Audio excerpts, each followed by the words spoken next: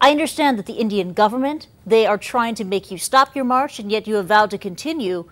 Why? Well, what we are saying is, we are Tibetans and we belong to Tibet and we need to go back to our country. And that's as simple as that. We have received a restraining order for the 100 marchers from here. But, they have said that we cannot cross the district border here, and we are approximately 16 kilometers away from the border, and we should be getting there tomorrow, middle of the day tomorrow. You'll be reaching the Chinese-Indian border by the middle of the day tomorrow. That's what you're saying. But what's the bigger message here? No, Christine, let me correct you. Because when we got the restraining order from the Indian police and the Indian authorities, they have clearly stated that the place where we are marching right now, it's called the Kangra district, and they're saying that we cannot go beyond. Oh, you're reaching the border of the Kangra state. District. Okay. Right. Thanks for that clarification. When do you plan to make it to China? We are shooting at maybe right before the Olympics into Tibet. How many people are marching with you? We have right now 100 marchers with us, and we do have a bunch of support marchers as well. You're receiving a lot of attention for just a 100-man march. I understand that there are a lot of Tibetan exiles in India, 100,000. You only have 100 people marching with you?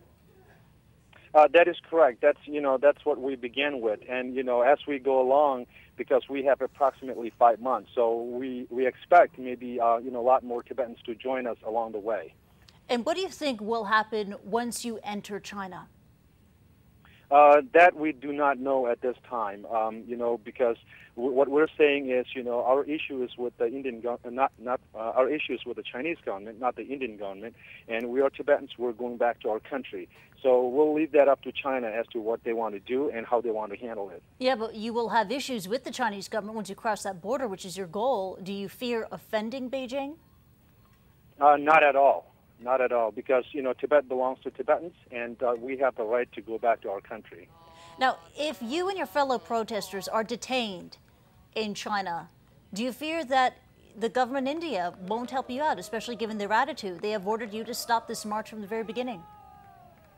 We are not worried about that. And, I think you said China, but it is Tibet. India has approximately over 400 kilometers of border with Tibet, not China.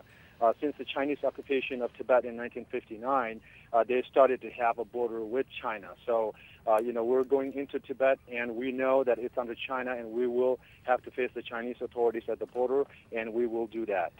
Does your protest movement have the blessing of the Dalai Lama? No, we don't. We do not. We have not consulted His Holiness the Dalai Lama. We have not consulted. The Tibetan government in exile.